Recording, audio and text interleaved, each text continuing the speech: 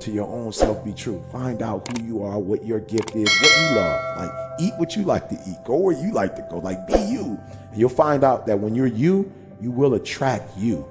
You know, you will attract all the happiness, the wealth that you can by being you.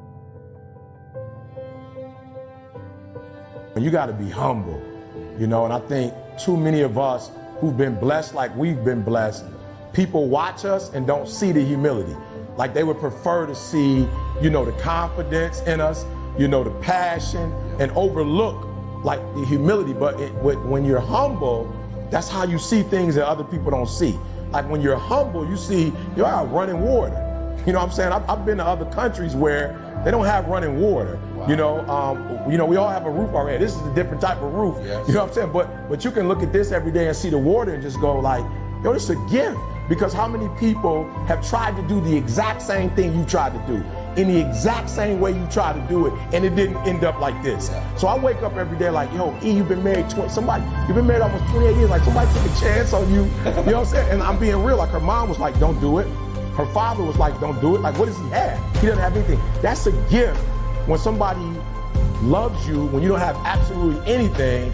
And then now it's a gift to be with somebody who's not with me because I'm E.T. the hip hop preacher, but really has been with me like in the good, the bad, the ugly. So I know this is my ride or die. So I think gifts are all around us, but some people aren't humble enough to say, yeah, I did work for this one. But this one, let's just be honest. Yeah. I didn't work for this one. Yeah. This was a gift from God. This was given to me. And I got to be humble and be grateful. What do you say to those individuals who are like, it's hard to really, they don't want to hit rock bottom because they got a good life. Yeah.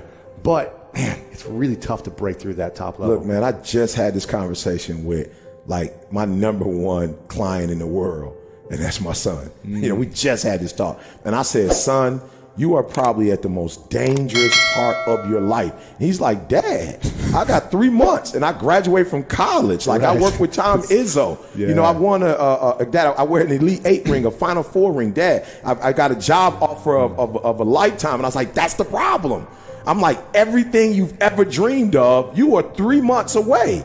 So what happens 3 months and 1 day? Like, you have nothing, son. Like I said, so what you have to do for me is now I need you to start all over from scratch. I need you to come up with what's the next 4 years look like? What's the next grind? I'm like, is it getting an 800 credit score? Is it saving $250,000? Is it finding the girl of your dream and getting married? You know, is it buying a house, helping your mom pay for your sister to go to school? I'm like, son, I don't care what it is, but you don't understand this is dangerous because this is where people mess up. They get comfortable, they settle, and they think, yo, I made it. And like you said, that's the worst place in the world. So I told my son, like, yo, just imagine in 3 months, you're gonna wake up and every dream you've had since you were 6 or 7 years old is all like, who graduates with the dream job? You know, who lives in New York? He's in Manhattan. He's gonna be in Manhattan, Times Square. You know, so I said, son, this is a dangerous place. So I say to those individuals, yeah, you're right. You don't want to hit rock bottom, but you have to create your own mental rock bottom so that you don't hit rock bottom.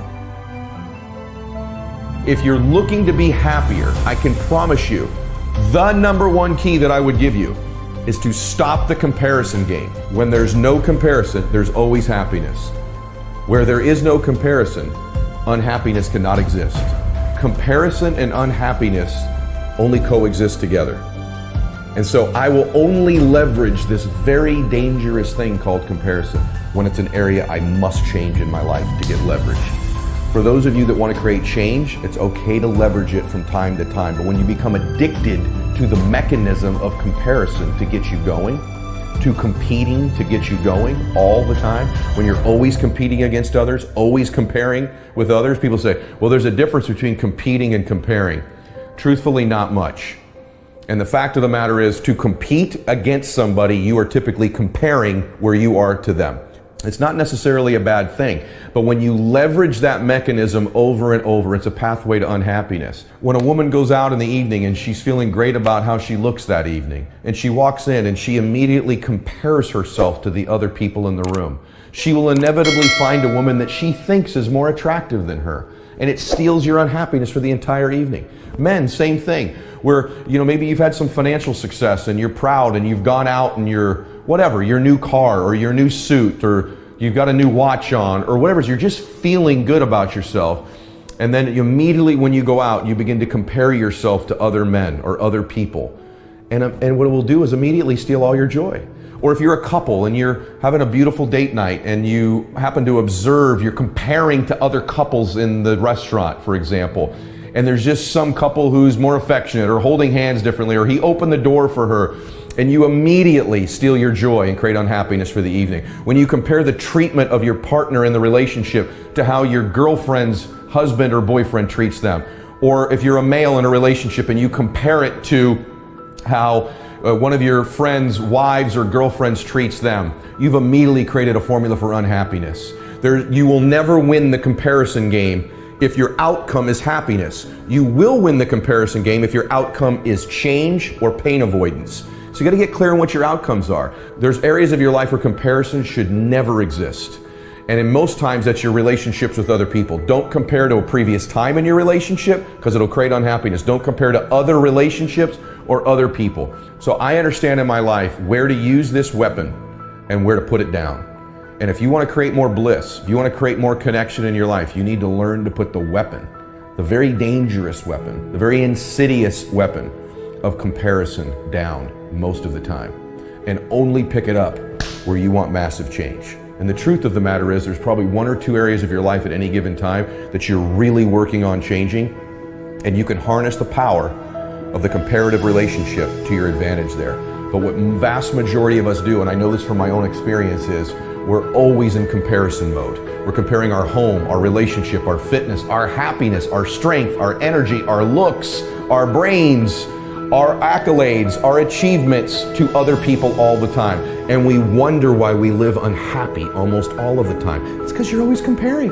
You lose that every single time. You think, well, no, sometimes I compare and I'm ahead. That's not how your brain works. Your brain's eventually looking for the person that you lose to. Your brain is eventually going to find the better looking, funnier, wealthier, fitter, happier, better relationship having person to wire you for pain. It's a part of our brain that was wired all the way back for survival mode in order to keep us functioning. The reason that this is so important is we both have 2 parts of ourselves. We have a higher self and what I'd call a lower self. And it's okay to live in both those places, but most happy people live in their higher self state the vast majority of the time. The higher self state is very inward. They're focused on themselves. They're focused on creating bliss and happiness. And their only thing that they ever focus on outside of there is their spirituality, the universe, their God, their connection with something bigger than them. Our lower self is always external. But we need to have that lower self, because that lower self is that catalyst that gets us to move. That lower self does compete. That lower self does compare. It's a matter of having a life of both of success and fulfillment, happiness and achievement. Happiness is achieved in the higher self by not comparing and not going external, not thinking the external furniture of our life or external people, or comparing outside of ourselves, or comparing to a different time outside of ourselves. That person right there that doesn't do that, they end up living very happily. The person who achieves leverages the lower self by competing and comparing when needed. And remember this also, the more we begin to learn about ourselves is always a win. The more we have a breakthrough and a discovery, there's probably some things I've said today that have made you think. There's probably some things you're evaluating and seeing in yourself that maybe you were blind to before. And just that discovery is a win. The more we begin to evaluate and discover what our thoughts really are, what our behaviors seem to be, our habits and our patterns, the more we become self-aware, the more we have the capacity to live as the higher self. And the more powerful it is when we leverage the lower self and we leverage comparison. And so don't beat yourself up over what I've covered today. Self-awareness and self-discovery is what life's all about. And it's a win even if you discover something about yourself you're not proud of. Even if you discover something about yourself that you wish didn't exist or that you wanted to change. That's discovery. That awareness is 80% of the step to changing it. And so give yourself some credit today for being aware, for being honest. Oftentimes when content like this is covered, people sort of like to check the box of who they'd like to be and that it doesn't apply as opposed to who they really are. The truth is everybody listening to this and the man speaking this to you is too often in the lower self, too often creating unhappiness in our lives, including me, by comparison to previous times, other people, other conditions in our lives. And so today my challenge to you is to live as the higher self, to to create more happiness with less comparison, to only leverage it when needed, but leverage it to achieve. But to find happiness will always found in the higher self, where we're not looking outside. You didn't really have a lot of money growing up, right? No, not at all. So how did you learn from someone who never made money, really, to build wealth? How was that for you? Did you learn from someone? Did you just kind of figure it out? I mean, the books. Come on, let's be real. You got the Napoleon Hills.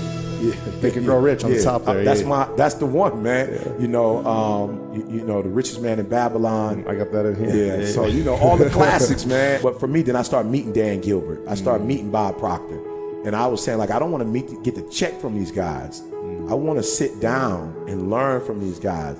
So a lot of those guys have done it, and then we've been fortunate to have our own, financial guru now with Josh, being a part of the team, so looking at things from a financial standpoint, because I'll be honest, I always looked at stuff from a ministry standpoint, and the ministry is good, but it's not a business, so now we have a business model, and things are happening. So I got around the right people, man, and was honest enough to talk about ego, was humble enough to say, I don't know, and I'm not going to pretend like I know, right? Because sometimes you're like, I don't know, you get these people around you and you try to act like you know. People, did you read that book? I talk to people, oh yeah, I read that book. You read that book? Oh yeah, I read that book. They never read a book a day, and they're like, right. But I'm like, no, I don't know, and then we need your help. So I've just surrounded myself with the people who know I do well at what I do well at, and I let the people who do well at what they do, I give them free reign to do what they do. It's all mental, and people don't get it. Everybody wants to say, okay, well, here go 10 steps to, okay, Lewis said do 8, E.T. said do 9, this person says this is 12 steps, and everybody's trying to get the steps without the mentality.